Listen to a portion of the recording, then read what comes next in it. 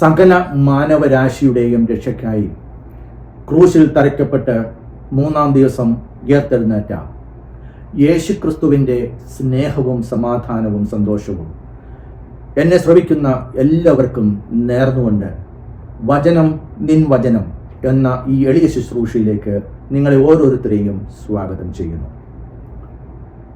പ്രിയ സഹോദരങ്ങളെ, ആഗോള കത്തോലിക്ക സഭ ഇന്ന് 50 നോയമ്പിൽ കൂടി കടന്നു പോവുകയാണല്ലോ, അല്ലെങ്കിൽ 50 നോയമ്പിൻ്റെ ആചരണത്തിൽ കൂടി കടന്നു പോവുകയാണ്. ഈ നോമ്പ് ആചരണത്തിൽ സാധാരണക്കാരായ മനുഷ്യർക്ക് ഒരുപാട് സംശയങ്ങൾ, ചെറുതും വലുതുമായ ഒരുപാട് സംശയങ്ങളുണ്ട്. ഒരു സാധാരണക്കാരൻ്റെ ചോദ്യങ്ങൾക്ക് മറുപടി നൽകുവാനുള്ള ഒരു ശ്രമമാണ് ഈ വീഡിയോയിൽ കൂടി ഞാൻ ചെയ്യുന്നത്, അല്ലെങ്കിൽ നടത്തുന്നത്. ആദ്യമായി പല മനുഷ്യരും ചോദിക്കുന്ന ഒരു ചോദ്യമാണ്, ഇന്നത്തെ ഈ 21-ാം നൂറ്റാണ്ടിലും നോമ്പാചരണത്തിൻ്റെ ആവശ്യമുണ്ടോ? നോമ്പാചരണത്തിൻ്റെ പ്രസക്തി എന്താണ്? ഇത് വെറും ഒരു ആചാരമല്ലേ? നോമ്പ് ആചരിക്കണം എന്ന് ബൈബിളിൽ എവിടെയെങ്കിലും പറഞ്ഞിട്ടുണ്ടോ? ഉണ്ടെങ്കിൽ അത് എവിടെയാണ്? കത്തോലിക്ക സഭയിൽ തന്നെ പല വിധത്തിൽ നോമ്പ് ആചരിക്കുന്നത് എന്തുകൊണ്ട്? ചിലർ 50 ദിവസം നോയമ്പ് ആചരിക്കുന്നു, മറ്റു ചിലർ 40 ദിവസം നോമ്പ് ആചരിക്കുന്നു. എന്തുകൊണ്ട്? ഈ നോമ്പ് ആചരിക്കുന്നത് കൊണ്ട് എന്ത് പ്രയോജനം? ആർക്ക് പ്രയോജനം? എന്തിനു വേണ്ടി? ആർക്കു വേണ്ടി? ഈ നോമ്പ് ആചരണം കൊണ്ടുള്ള പ്രയോജനങ്ങൾ എന്താണ്? ഇങ്ങനെ നിരവധിയായ ചോദ്യങ്ങൾ ഒരു സാധാരണക്കാരന്റെ മനസ്സിൽ കൂടി കടന്നു പോകുന്നുണ്ട്. ഇവയ്ക്കെല്ലാം ഉത്തരം പറയുക അസാധ്യമാണെങ്കിലും ഏതാനും ചില ചോദ്യങ്ങൾക്ക് ഉത്തരം പറയുവാനുള്ള ഒരു ശ്രമത്തിലാണ് ഇന്ന് നാം, അല്ലെങ്കിൽ ഉത്തരം കണ്ടുപിടിക്കാനുള്ള ഒരു ശ്രമത്തിലാണ് നാം ഇന്ന്. ഈ 21-ാം നൂറ്റാണ്ടിൽ വസിക്കുന്ന നമ്മൾ ഓരോരുത്തർക്കും നോമ്പിന്റെ പ്രസക്തി എന്ത് എന്ന ചോദ്യത്തിലേക്ക് ആദ്യം നമുക്ക് വരാം. ആദ്യമായി തന്നെ പറഞ്ഞുകൊള്ളട്ടെ, നോമ്പ് ആചരണം ഒരു വെറും ആചാരമല്ല. സഭ നമ്മളോട് അനുശാസിക്കുന്ന ഒരു കാര്യം മാത്രമാണ് നോമ്പാചരണം. സഭയുടെ ഔദ്യോഗിക മതബോധന ഗ്രന്ഥം 540-ാം ഖണ്ഡികയിൽ ഇങ്ങനെ പറയുന്നു: 40 ദിവസം അല്ലെങ്കിൽ 50 ദിവസത്തെ നോയമ്പിലൂടെ സഭ ഓരോ വർഷവും മരുഭൂമിയിലെ യേശുക്രിസ്തുവിന്റെ രഹസ്യവുമായി താതാത്മ്യം പ്രാപിക്കുന്നു. നോമ്പ് ആചരിക്കണം എന്നും യേശുക്രിസ്തുവിന്റെ മരുഭൂമി യാത്രയിലൂടെ അല്ലെങ്കിൽ യേശുക്രിസ്തുവിന്റെ മരുഭൂമി അനുഭവത്തിലൂടെ നാം കടന്നു പോകേണ്ടതിന്റെ ആവശ്യമുണ്ടെന്നും സഭ നമ്മളെ പഠിപ്പിക്കുന്നു. ഇനി ഇത് കൂടുതലായി നാം അറിയണമെങ്കിൽ ആദ്യമായി ലെന്റ് അല്ലെങ്കിൽ നോമ്പ് എന്ന പദത്തിന്റെ അർത്ഥം എന്താണ് എന്ന് നമുക്ക് മനസ്സിലാക്കാം. LENT അല്ലെങ്കിൽ ലെന്റ് എന്ന് ഇംഗ്ലീഷിൽ പറയുന്നത് ലീവ് എവറി നെഗറ്റീവ് തോട്ട്സ്. എന്താണ് ലീവ് എവറി നെഗറ്റീവ് തോട്ട്സ് എന്ന് പറയുന്നത്? ഒരു സാധാരണക്കാരനായ മനുഷ്യന് അനേകം നെഗറ്റീവായിട്ടുള്ള ചിന്തകൾ ഉണ്ട്. അതായത്, എനിക്കൊന്നിനും കഴിവില്ല, എന്നെ കൊണ്ടൊന്നിനും കൊള്ളില്ല, എനിക്ക് പണമില്ല, എനിക്ക് ജോലിയില്ല, എന്നെ കണ്ടാൽ കൊള്ളത്തില്ല, മറ്റുള്ളവരോടുള്ള അസൂയ, കുശുമ്പ്, സ്പർദ്ധ, വിദ്വേഷം, ഇങ്ങനെയുള്ള അനേകം നെഗറ്റീവായിട്ടുള്ള ചിന്തകൾ ഓരോ മനുഷ്യനിലും, എന്നിലും, നിങ്ങളിലുമുണ്ട്. നോമ്പ് കാലം എന്ന് പറയുമ്പോൾ ഈ ചിന്തകളെയെല്ലാം മാറ്റി നിർത്തി കർത്താവിങ്കിലേക്ക് തിരിയുവാനുള്ള ഒരു അവസരമായിട്ടാണ് നോമ്പ് കാലത്തെ കണക്കാക്കപ്പെടുന്നത്. ഇനി നോമ്പ് എന്ന മലയാള പദം ഉണ്ടായത്, അല്ലെങ്കിൽ മലയാള പദം നോക്കുകയാണെങ്കിൽ നോവ് പ്ലസ് അമ്പ്, നോവും അമ്പും കൂടിയ ഒന്നാണ് നോമ്പ്. നോവ് എന്ന് പറഞ്ഞാൽ എന്താണ് എന്ന് നിങ്ങൾക്ക് എല്ലാവർക്കും അറിയാം, വേദന. അമ്പ് എന്ന് പറഞ്ഞാൽ സ്നേഹം. നോവിലൂടെയുള്ള സ്നേഹത്തെയാണ് നോമ്പ് എന്ന് വിശേഷിപ്പിക്കപ്പെടുന്നത്. എനിക്കും നിങ്ങൾക്കും നോവിനോട് താല്പര്യമില്ല, പക്ഷേ അമ്പിനോട് താല്പര്യമാണ്. പ്രശസ്തനായ ബെഞ്ചമിൻ ഫ്രാങ്ക്ലിൻ പറയുകയുണ്ടായി, there are no gain without pain. വേദനയിൽ കൂടിയല്ലാതെ ഒരു മേന്മ ഉണ്ടാവുക അല്ലെങ്കിൽ ഒരു നേട്ടം ഉണ്ടാവുക അസാധ്യമാണ്. അപ്പോൾ പ്രിയ സഹോദരങ്ങളെ, നോമ്പ് എന്ന് പറയുന്നത് നമ്മളിലേക്കുള്ള ഒരു തിരിഞ്ഞു നോട്ടമാണ്. ഓരോ വർഷവും നാം 50 നോമ്പ് ആചരിക്കുമ്പോൾ കഴിഞ്ഞ ഒരു വർഷക്കാലം നമ്മുടെ ജീവിതത്തിലുണ്ടായ വിജയപരാജയങ്ങളിലേക്കുള്ള ഒരു തിരിഞ്ഞു നോട്ടമാണ്. പരാജയങ്ങളിലേക്ക് മാത്രമല്ല, വിജയങ്ങളിലേക്കും നാം തിരിഞ്ഞു നോക്കുന്ന ഒരു സമയമാണ് നോമ്പ് എന്ന് പറയുന്നത്. പരാജയങ്ങളെ ഓർത്ത് ദുഃഖിക്കാനല്ല, വിജയങ്ങളെ ഓർത്ത് സന്തോഷിക്കാനുമല്ല, വിജയങ്ങളെ ഓർത്ത് തന്ന അനുഗ്രഹങ്ങളെ ഓർത്ത് ദൈവത്തിന് നന്ദി പറയേണ്ട ഒരു അവസരം കൂടിയാണ് നോമ്പ് എന്ന് പറയുന്നത്. പ്രിയ സഹോദരങ്ങളെ, ഇനി മറ്റൊരു ചോദ്യത്തിലേക്ക് നമുക്ക് വരാം. എന്തുകൊണ്ടാണ് കത്തോലിക്ക സഭയിൽ തന്നെ രണ്ടു വിധത്തിൽ നോയമ്പ് ആചരണം നടക്കുന്നത് എന്ന് നോക്കാം. ഈ ചോദ്യം പലരും പല അവസരങ്ങളിലായി ചോദിക്കുന്ന ഒരു ചോദ്യമാണ്. ചിലർ 40 ദിവസത്തെ നോയമ്പ് നോക്കുന്നു, ചിലർ 50 ദിവസത്തെ നോയമ്പ് നോക്കുന്നു. ഇതെന്തുകൊണ്ട്? പ്രിയ സഹോദരങ്ങളെ, ഇത് മനസ്സിലാക്കണമെങ്കിൽ കത്തോലിക്ക സഭയുടെ ഒരു ഘടന ചെറുതായിട്ടെങ്കിലും നാം ഒന്ന് മനസ്സിലാക്കേണ്ടതായിട്ടുണ്ട്. കത്തോലിക്ക സഭ എന്ന് പറയുന്നത് 24 വിവിധ റീത്തുകൾ കൂടുന്ന ഒരു സഭയാണ്. വേണമെങ്കിൽ നമുക്ക് കത്തോലിക്ക സഭയെ ഒരു മനുഷ്യ ശരീരത്തിലെ 2 ശ്വാസകോശങ്ങളോട് നമുക്ക് ഉപമിക്കാവുന്നതാണ്.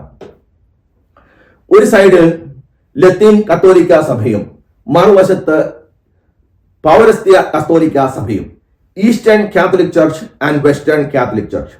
ഈ 2 സഭകൾക്കും അതിൻ്റെതായ കാനൻ നിയമങ്ങളും അതിൻ്റെതായ ആചാര അനുഷ്ഠാന വ്യത്യാസങ്ങളും ഉണ്ട്. ഈസ്റ്റേൺ കാത്തലിക് ചർച്ച് എന്ന് പറയുന്നത്, അല്ലെങ്കിൽ പൗരസ്ത്യ കത്തോലിക്ക സഭ എന്ന് പറയുന്നത് 23 ഇൻഡിപെൻഡന്റ് ഓട്ടോണമസ് സൂയി ജൂറിസ് സഭകൾ ചേർന്നിട്ടുള്ളതാണ്. മറുവശത്ത് ലാറ്റിൻ കത്തോലിക്ക സഭ മാത്രമായി നിൽക്കുന്നു. ഇവ രണ്ടും കൂടി ചേരുന്നതാണ് കത്തോലിക്ക സഭ എന്ന് പറയുന്നത്. പുരാതന പൗരസ്ത്യ കത്തോലിക്കർ ആചാരങ്ങൾക്കും അനുഷ്ഠാനങ്ങൾക്കും വളരെയേറെ പ്രാധാന്യം കൽപ്പിച്ചു പോന്ന ഒരു സഭാവിഭാഗമായിരുന്നു.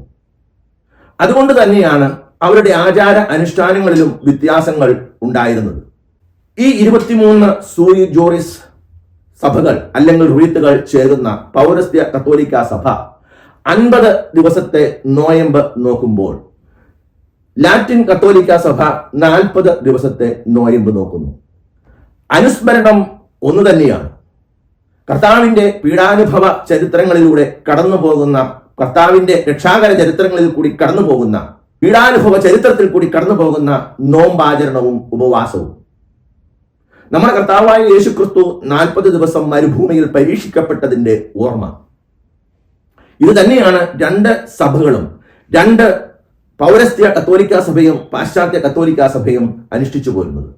പൗരസ്ത്യ കത്തോലിക്ക സഭയോ പേത്രത്ത മുതൽ ഈസ്റ്റർ വരെയുള്ള 50 ദിവസങ്ങൾ നോയമ്പിന്റെ ദിവസമായി കണക്കുകൂട്ടി പോരുന്നു. ഇതിനിടയിലുള്ള 6 ഞായറാഴ്ചകൾ നോയമ്പിന്റെ ഭാഗമാണെങ്കിലും അവിടെ ആബ്സ്റ്റിനൻസ് മാത്രമേ നമ്മളോട് ആവശ്യപ്പെടുന്നുള്ളൂ.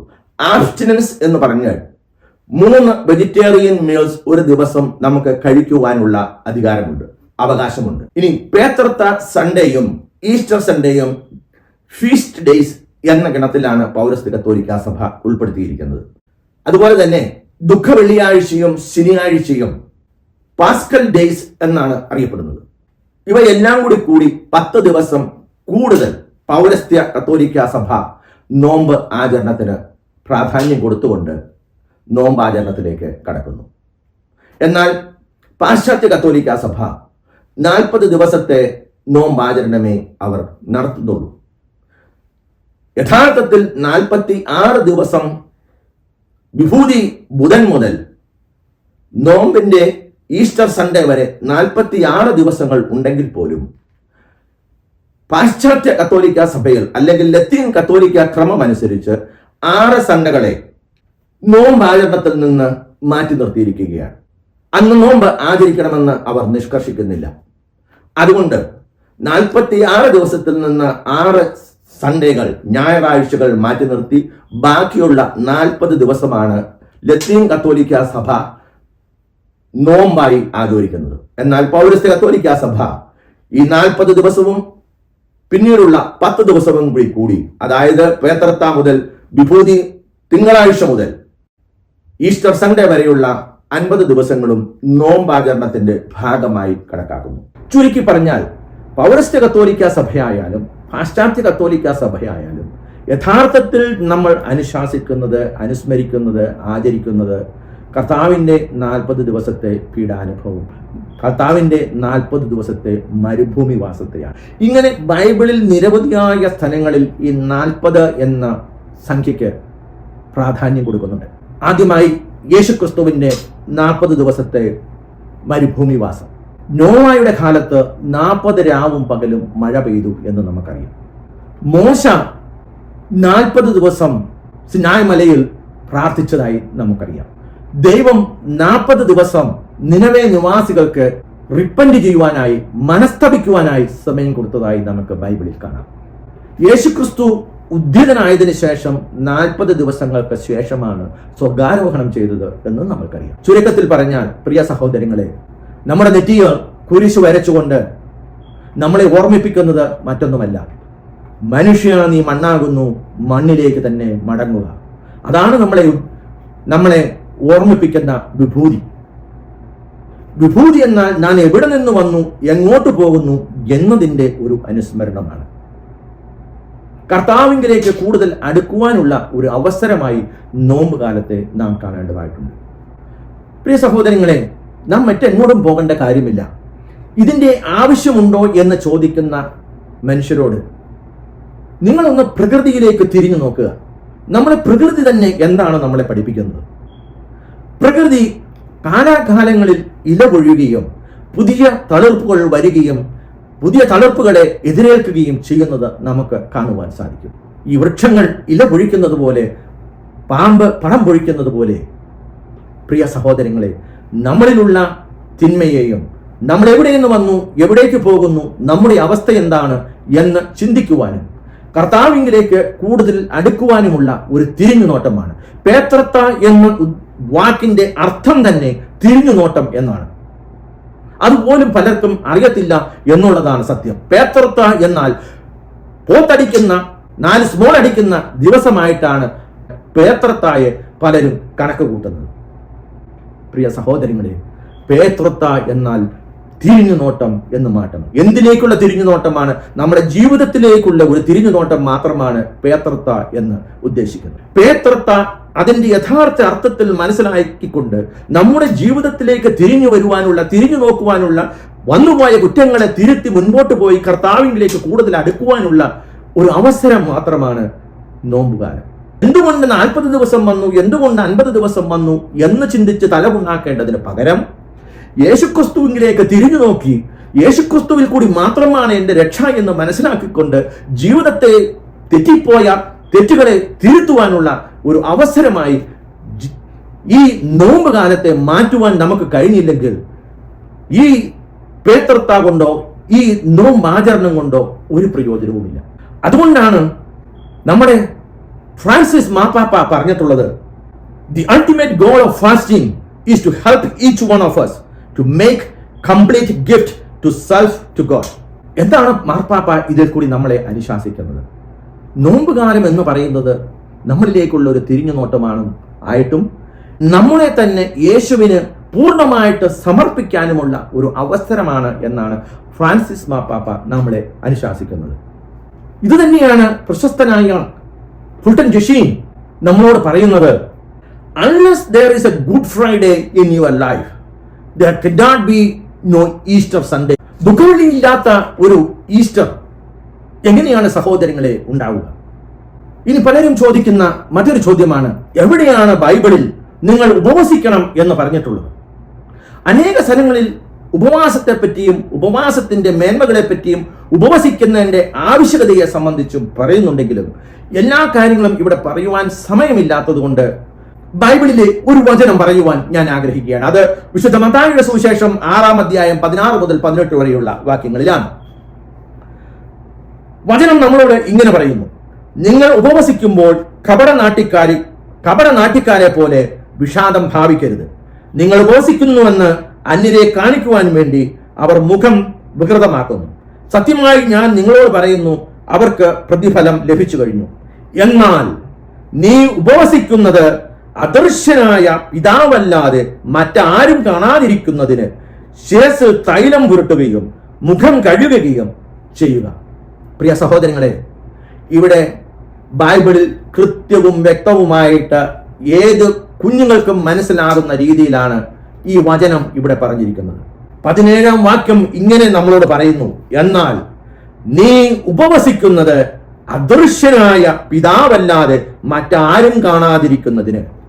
നിങ്ങൾ ഉപവസിക്കുകയാണെങ്കിൽ എന്നല്ല, ഉപവസിക്കാൻ പ്ലാൻ ഇട്ടാൽ എന്നല്ല, എന്നെങ്കിലും ഉപവസിച്ചാൽ എന്നുമല്ല, നിങ്ങൾ ഉപവസിക്കുന്നത് എന്ന് കൃത്യമായിട്ടാണ് പറഞ്ഞിരിക്കുന്നത്. അതിന്റെ അർത്ഥം കർത്താവായ യേശു ക്രിസ്തു നാം ഓരോരുത്തരും ഉപവസിക്കണം എന്ന് നമ്മളിൽ നിന്ന് ആഗ്രഹിക്കുന്നുണ്ട്. അതുകൊണ്ടാണ് യേശു ക്രിസ്തു കൃത്യമായി പറഞ്ഞത്, നിങ്ങൾ ഉപവസിക്കുന്നത് അദൃശ്യനായ പിതാവല്ലാതെ മറ്റാരും കാണാതിരിക്കുന്നതിന് എന്ന് കൃത്യമായി പറഞ്ഞിരിക്കുന്നത്. അപ്പോൾ ബൈബിളിൽ എവിടെയാണ് ഇതൊക്കെ പറഞ്ഞിരിക്കുന്നതെന്ന് ചോദിച്ചാൽ അനേക സ്ഥലങ്ങളിൽ ഉപവാസത്തിന്റെ ആവശ്യകതയെപ്പറ്റിയും ഉപവസിക്കുന്നതിനെ പറ്റിയും പറഞ്ഞിട്ടുണ്ട്.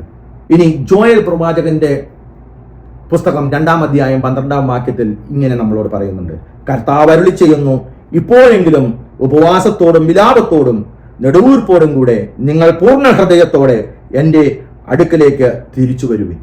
പ്രിയ സഹോദരങ്ങളെ, ഇനി മറ്റൊരു ചോദ്യം.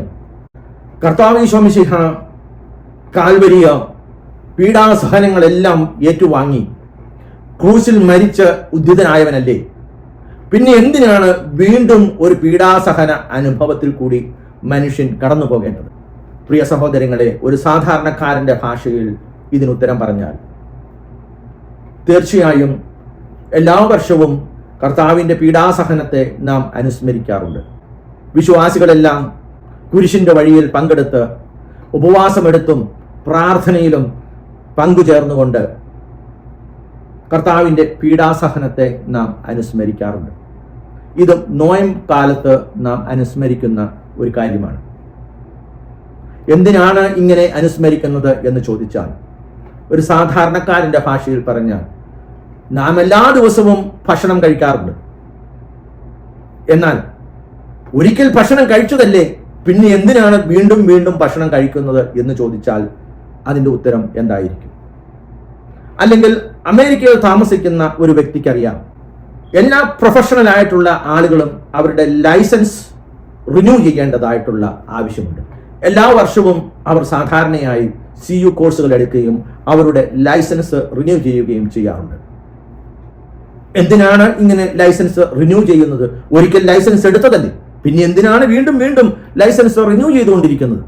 നാം മനുഷ്യനായതുകൊണ്ടും ബലഹീനനായതുകൊണ്ടും പാപങ്ങൾക്ക് അടിമയായിരിക്കുന്നത് കൊണ്ടും മനുഷ്യന് ഒരു റിന്യൂവലിന്റെ ആവശ്യമുണ്ട്. ഒരു നേരം ഭക്ഷണം കഴിച്ചു എന്ന് വിചാരിച്ച് പിന്നീട് ഭക്ഷണം കഴിക്കണ്ട എന്ന് അതിനർത്ഥമില്ല. യേശുക്രിസ്തുവിന്റെ പീഡാനുഭവത്തിൽ നാം പങ്കുചേരുന്നത് വഴി യേശുക്രിസ്തുവിന്റെ പീഡാനുഭവത്തെ നാം അനുസ്മരിക്കുകയാണ്. നമ്മളിലേക്കുള്ള ഒരു തിരിഞ്ഞുനോട്ടമാണത്. നമ്മൾ ചെയ്തു പോയ പാപങ്ങളിലേക്കുള്ള ഒരു തിരിഞ്ഞുനോട്ടമാണത്. അതുകൊണ്ട് ഒരു റിന്യൂവൽ എല്ലാ മനുഷ്യർക്കും ആവശ്യമാണ്.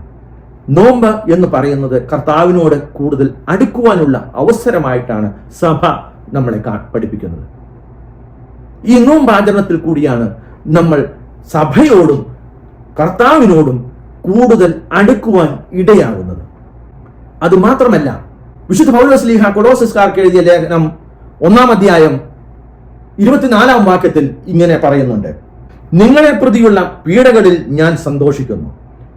സഭയാകുന്ന തന്റെ ശരീരത്തെ പ്രതി ക്രിസ്തുവിനെ സഹിക്കേണ്ടി വന്ന പീഡകളുടെ കുറവ് എൻ്റെ ശരീരത്തിൽ ഞാൻ നികത്തുന്നു.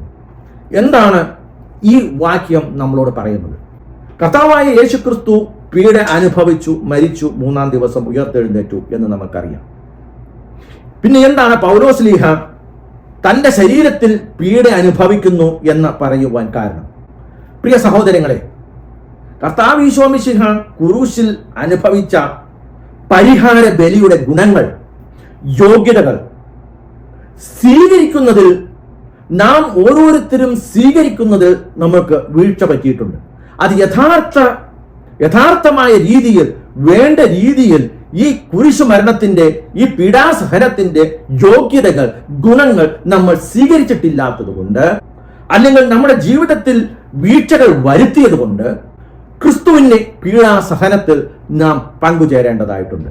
അതാണ് പൗലോസ്ലീഹ ഇവിടെ വിവക്ഷിക്കുന്നത്. കർത്താവ് ഈശോ മിശിഹായുടെ പീഡാനുഭവത്തിന് ഒരു കുറവും വന്നതുകൊണ്ടല്ല പൗലോസ്ലീഹ ഇങ്ങനെ പറയുവാൻ കാരണം. ആകയാൽ പ്രിയ സഹോദരങ്ങളെ, കർത്താവ് ഈശോ മിശിഹ മാനവരാശിക്കായി, മാനവരക്ഷയ്ക്കായി ക്രൂശിൽ പീഡകൾ അനുഭവിച്ചു എന്ന് കരുതി നാം ഇനി മുതൽ വെറുതെ ഇരുന്നാൽ മതി എന്നല്ല സഭ നമ്മളെ പഠിപ്പിക്കുന്നത്. നാം ഓരോ വർഷവും ഈ പീഡാനുഭവത്തിൽ കൂടി കടന്നു പോകുമ്പോൾ നമ്മുടെ കർത്താവായ യേശു ക്രിസ്തു അനുഭവിച്ച പീഡകളെ ഓർത്ത് അനുസ്മരിക്കുവാനും ആ അനുസ്മരണം വഴി നമുക്ക് നിത്യരക്ഷ നേടിത്തന്നതിനെയും ഓർത്ത് നന്ദി പറയുവാനുള്ള ഒരു അവസരം കൂടിയാണ് ഈ പീഡാനുഭവ ദിവസങ്ങൾ, ഈ നോമ്പുകാല ദിവസങ്ങൾ. ഇനി അവസാനമായി ഒരു ചോദ്യം കൂടി ഉത്തരം പറഞ്ഞുകൊണ്ട് ഞാൻ നിർത്താൻ ആഗ്രഹിക്കുകയാണ്. ഈ നോമ്പ് ആചരണങ്ങൾ കൊണ്ട് എന്ത് പ്രയോജനം? പ്രിയ സഹോദരങ്ങളെ, ഒന്നാമത്തെ പ്രയോജനം ഇത് നമ്മുടെ ജീവിതത്തിലേക്ക് തന്നെയുള്ള ഒരു തിരിഞ്ഞുനോട്ടമാണ്.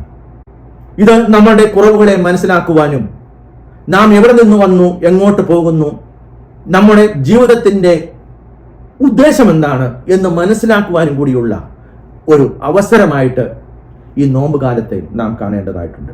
അതാണ് ഈ നോമ്പ് കാലത്തിൽ കൂടി നാം കടന്നു പോകുമ്പോൾ നമുക്ക് കിട്ടുന്ന ഒരു പ്രയോജനം. പ്രിയ സഹോദരങ്ങളെ, ഈ ഇറച്ചിയോ മീനോ വർജിക്കുന്നത് മാത്രമല്ല നോയമ്പ്. പലരുടെയും മനസ്സിൽ ഇന്ന് കടന്നു കൂടിയിരിക്കുന്നത് ഇറച്ചിയും മീനും മുട്ടയും മീനും ഒക്കെ ഉപേക്ഷിക്കുന്ന ഒരു കാലം, അല്ലെങ്കിൽ സ്വന്തം ശരീരത്തിന്റെ മേധസ് കുറയ്ക്കുവാനുള്ള ഒരു സമയം, ഒന്ന് ഷേപ്പ് ആകുവാനുള്ള ഒരു സമയം. ഇതൊക്കെയാണ് പലരും നോമ്പിനെ സംബന്ധിച്ച് കണക്ക് കൂട്ടി വെച്ചിരിക്കുന്നത്. പ്രിയ സഹോദരങ്ങളെ, അതൊന്നുമല്ല നോമ്പിന്റെ ഉദ്ദേശം. നോമ്പിന്റെ ഉദ്ദേശം ഒരു തിരിഞ്ഞുനോട്ടം മാത്രമാണ്. നമ്മുടെ ജീവിതത്തിലേക്കുള്ള ഒരു തിരിഞ്ഞുനോട്ടമാണ്.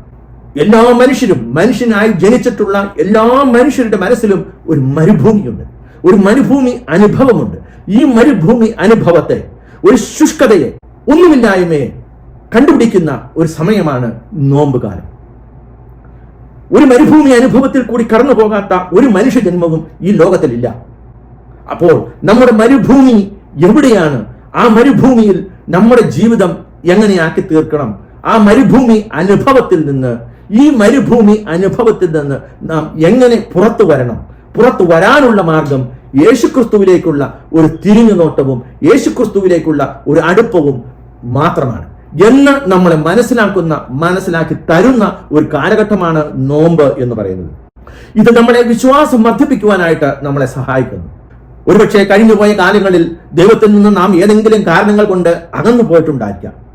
കാരണം എന്തും ആയിക്കൊള്ളട്ടെ, എന്റെ ദൈവമേ, എന്റെ കർത്താവേ, ഞാൻ അങ്ങയിൽ നിന്ന് അകന്നു പോയിട്ടുണ്ടെന്നുണ്ടെങ്കിൽ എന്നോട് ക്ഷമിക്കണമേ, ഞാൻ ആയിരിക്കുന്ന ഈ അവസ്ഥയിൽ എന്നെ സ്വീകരിക്കണമേ എന്ന് പറയാൻ പറ്റുന്ന കണ്ണുനീരോടുകൂടി ഒരു ദൂതപുത്രനെ പോലെ കർത്താവിന്റെ അടുത്തേക്ക്, സ്വപിതാവിന്റെ അടുത്തേക്ക് തിരിച്ചു പോകുന്ന ഒരു അനുഭവമായിരിക്കണം നമ്മുടെ നോയമ്പുകാലം. അങ്ങനെയുള്ള ഒരു തിരിച്ചുപോക്ക്, ഒരു ദൂതപുത്രന്റെ അനുഭവം നമ്മുടെ മനസ്സിൽ നമുക്ക് ഉണ്ടായില്ലെങ്കിൽ ഈ നോമ്പ് ആചരണം കൊണ്ടോ ഇറച്ചിയോ മീനോ മുട്ടയോ കഴിക്കാതിരിക്കുന്നത് കൊണ്ട് യാതൊരു പ്രയോജനവുമില്ല. ഒരു ദൂതപുത്രനാകാൻ നമുക്ക് സാധിക്കുന്നില്ലെങ്കിൽ, നമ്മുടെ കർത്താവിന്റെ അടുത്തേക്ക്, പിതാവിന്റെ അടുത്തേക്ക് തിരിച്ചു പോകുവാൻ നമുക്ക് കഴിയുന്നില്ലെങ്കിൽ, നമ്മുടെ മനസ്സിനെ നമുക്ക് തിരിച്ചു കൊണ്ടുപോകാൻ സാധിക്കുന്നില്ലെങ്കിൽ, പ്രിയ സഹോദരങ്ങളെ, ഈ നോമ്പാചരണം കൊണ്ട് യാതൊരു പ്രയോജനവുമില്ല. പ്രിയ സഹോദരങ്ങളെ, മറ്റൊരു കാര്യം, ഈ നോമ്പാചരണത്തിൽ കൂടി നാം ആരായിരിക്കുന്നുവോ അവിടെ സന്തോഷമായിട്ട് ജീവിക്കുവാൻ, കർത്താവ് നമുക്ക് തന്ന അനുഗ്രഹങ്ങളെ അറിഞ്ഞുകൊണ്ട് അവയ്ക്ക് നന്ദി പറഞ്ഞതുകൊണ്ട് ഏത് അവസ്ഥയിലായാലും, ഒരു പുരോഹിതനാകട്ടെ, ഒരു സന്യസ്തനാകട്ടെ, ഒരു അൽമായനാകട്ടെ, ഒരു കുടുംബജീവിതക്കാരനാകട്ടെ, നാം ആരായിരുന്നാലും, ഏത് അവസ്ഥയിലുള്ള ഒരാളായാലും, ആ അവസ്ഥയിൽ നമ്മൾ വിശ്വസ്തയോടുകൂടി കർത്താവിനെ കൂട്ടുപിടിച്ചുകൊണ്ട്, കർത്താവാകുന്ന മുന്തിരിച്ചെടിയോട് ചേർന്ന് നിന്നുകൊണ്ട് ജീവിതം മുമ്പോട്ട് കൊണ്ടുപോകാൻ സാധിച്ചില്ലെങ്കിൽ നമുക്ക് ഒരു ഫലവും പുറപ്പെടുവിക്കുവാൻ സാധിക്കുകയില്ല. പ്രിയ സഹോദരങ്ങളെ, ഈ നോമ്പ് കാലം നമ്മളെ അനുസ്മരിപ്പിക്കുന്നത്, നാം എവിടെയായിരിക്കുന്നുവോ, ആരായിരിക്കുന്നതോ, എന്തായിരിക്കുന്നതോ അതിൽ സന്തോഷം കണ്ടെത്തുക, അതിനനുസരിച്ച് നമ്മുടെ വിളി അനുസരിച്ച് ജീവിക്കുവാൻ ഉള്ള കൃപയ്ക്കായി നമുക്ക് ദൈവത്തിങ്കിലേക്ക് അടുക്കുന്നതിന്റെ, ദൈവത്തോട് ചേർന്ന് നിൽക്കുന്നതിന്റെ ഒരു സമയമാണ്. ഈ സമയം കർത്താവിനോട് ചേർന്നതുകൊണ്ട്, കർത്താവിന്റെ പീഡാനുഭവത്തെ അനുസ്മരിച്ചുകൊണ്ട്, കർത്താവായ ദൈവം യേശുക്രിസ്തു നമുക്കായി കാൽവരി മലയിൽ അർപ്പിച്ച് ചിന്തിയ രക്തത്തെ ഓർത്ത്, പീഡാസഹനങ്ങളെ ഓർത്ത്, ചെയ്തുപോയ തെറ്റുകളെ ഓർത്ത് മാപ്പ് അപേക്ഷിച്ചുകൊണ്ട് ജീവിതം മുമ്പോട്ട് കൊണ്ടുപോകാൻ സഹായിക്കണമേ എന്ന് നമുക്ക് ഈ അവസരത്തിൽ ഓരോരുത്തർക്കും ഓർക്കുവാൻ ഒരു അവസരമാകട്ടെ. പ്രിയ സഹോദരങ്ങളെ, നമ്മുടെ ഹൃദയങ്ങളെ ശുദ്ധീകരിക്കണമേ എന്ന് നമുക്ക് കർത്താവായ യേശുക്രിസ്തുവിനോട് പ്രാർത്ഥിക്കാം. നമ്മുടെ ഹൃദയങ്ങളെ നമ്മളായിരിക്കുന്ന അവസ്ഥയോ സ്വീകരിക്കണമേ എന്ന് കർത്താവിനോട് നമുക്ക് പ്രാർത്ഥിക്കാം. കർത്താവിൻ്റെ പീഡാസഹനങ്ങളുടെ യോഗ്യതയാൽ കർത്താവെ ഞങ്ങളുടെ കുടുംബങ്ങളെ അനുഗ്രഹിക്കണമേ എന്ന് ഈ സമയത്ത് നമുക്ക് പ്രാർത്ഥിക്കാം. നമ്മുടെ കുഞ്ഞുങ്ങൾക്കായി നമുക്ക് പ്രാർത്ഥിക്കാം. പ്രിയ സഹോദരങ്ങളെ, നമുക്കൊന്നു ചേർന്ന് പ്രാർത്ഥിക്കാം. 40 ദിവസമോ 50 ദിവസത്തോ ഉപവാസം, ഇതിലേതാണ് ശരി? ഇതുകൊണ്ട് എന്ത് പ്രയോജനം? ആർക്കു വേണ്ടി ഞാൻ പ്രാർത്ഥിക്കുന്നു, ആർക്കു വേണ്ടി ഞാൻ ഉപവസിക്കുന്നു എന്ന് ചിന്തിച്ച് തലകുണ്ടാക്കാതെ ഈ പീഡാനുഭവ ദിവസങ്ങൾ എത്രയും ഫലവത്തമാകുവാനായി, എത്രയും അനുഗ്രഹപ്രദമായി മാറുവാൻ കർത്താവായ യേശുക്രിസ്തു നമ്മളെ അനുഗ്രഹിക്കട്ടെ എന്ന് പ്രാർത്ഥിച്ചുകൊണ്ട് ഞാനിവിടെ ചുരുക്കുന്നു. പിതാവിൻ്റെയും പുത്രൻ്റെയും പരിശുദ്ധാത്മാവിൻ്റെയും നാമത്തിൽ ആമേൻ.